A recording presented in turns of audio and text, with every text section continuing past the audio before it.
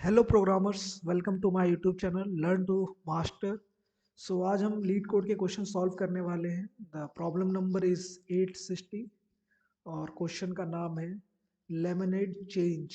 So friends, ये question interview में कई बार पूछा गया है और आप देख सकते हैं कि इसका जो एक्सपेक्टेड रेट है वो कितना है। जैसे 119.6 की और कितने सबमिशन में, मतलब 226.5 के सबमिशन में ओनली 119.6 के परसेंट एक्सेप्ट हुए बंदों के कोड।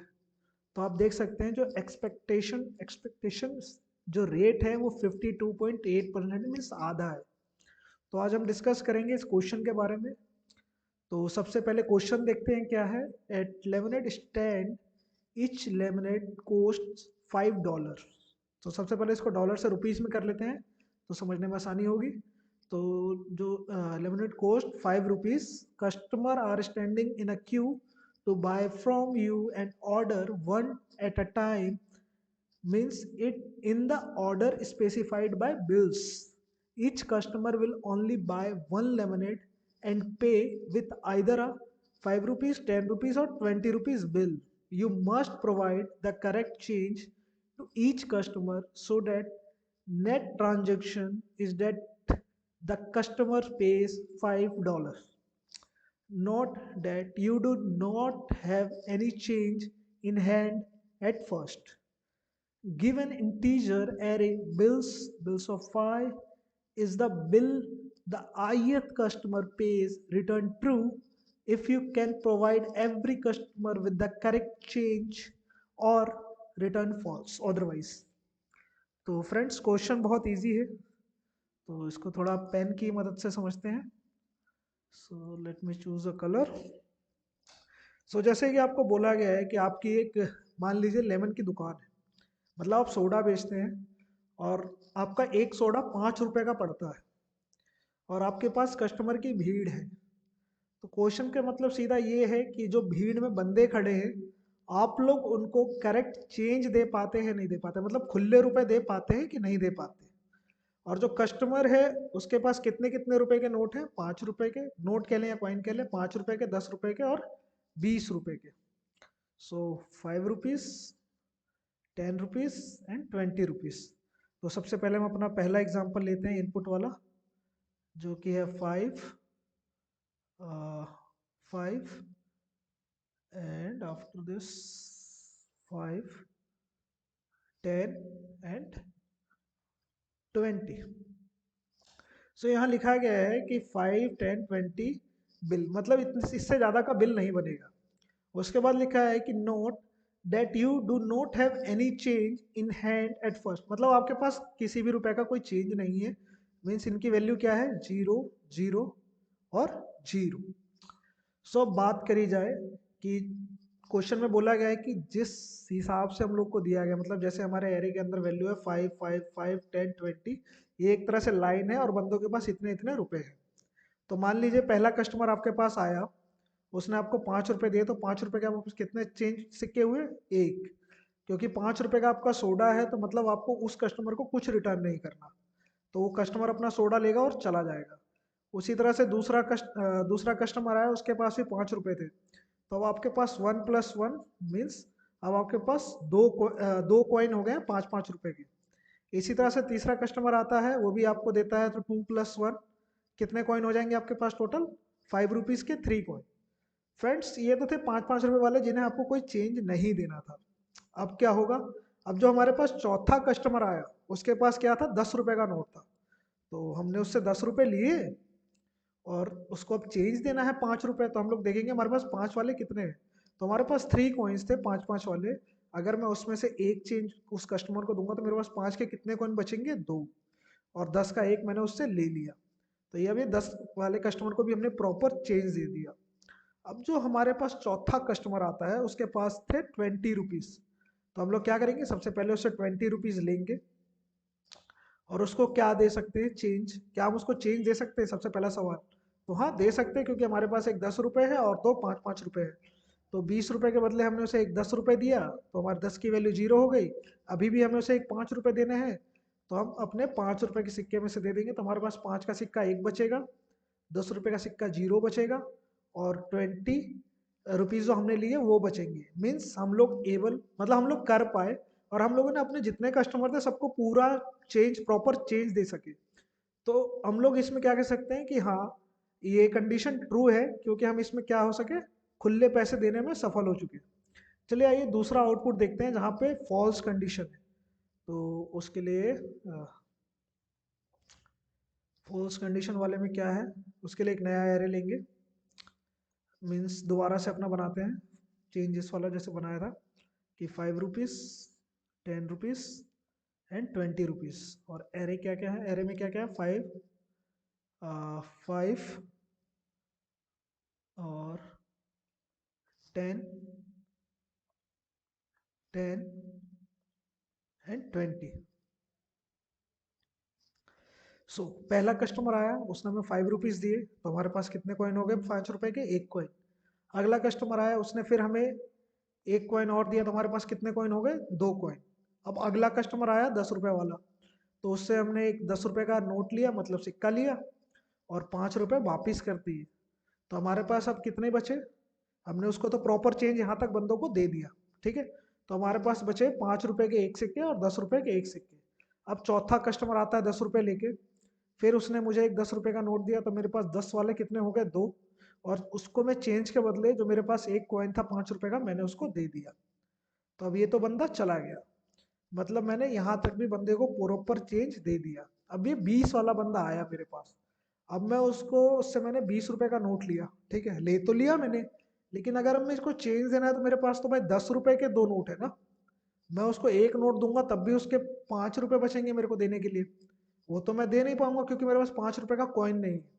मतलब ये हमारा कंडीशन फॉलो नहीं कर पाया, इसलिए हम लोग क्या करेंगे, यहाँ पे रिटर्न फॉल्स कर देंगे। तो ये थी सिंपल सी स्टोरी और सिंपल सा लॉजिक कि इस प्रॉब्लम को हम कैसे सॉल्व करेंगे। तो अगर आपको लॉजिक समझ में आया हो तो आप वीडियो को पॉज करके अपना कोड लिख सकते हैं या एक बार ट्राई दे सकते हैं। बाकी कोड तो मैं आपको बताऊंगा ही कि कैसे लिखना है इसका। तो चलिए फिर कोड के लिए देखते हैं। चलिए फ्रेंड्स, आशा करता हूँ आप सब रेडी हैं कोड लिखने के लिए। So let's start. तो जैसा हमने एग्जांपल में समझा था कि हम लोगों के पास क्या है, ₹5, ₹10 और ₹20 हम लोगों को मिलने वाले हैं। सिंपल सी बात है, तो लिख देते हैं int 5 is equal to 0। Means ₹5 का जो इनिशियली हमने रखा था कि हमारे पास क्या रहेगा, 0 हो जाएगा। इंट 10 इज इक्वल टू 0, ₹10 भी हमारे पास 0 है। मीन्स अभी तो कुछ नहीं है क्योंकि जब तक कस्टमर लेगा नहीं जब तक कुछ नहीं है। Int 20 is equal to also 0। So अब क्या करेंगे, अब अपने एरे को इटरेट करने के लिए क्या चलाएंगे, फॉर लूप चलाएंगे। सिंपल सी बात है, इतना तो सबको पता है। For int I is equal to 0, I less than कहाँ तक जाएगा, बिल्स डॉट लेंथ तक। उसके बाद क्या, उसके बाद हम चेक करेंगे कि जो हमारा पहला कस्टमर है उसके पास कितने रुपए हैं।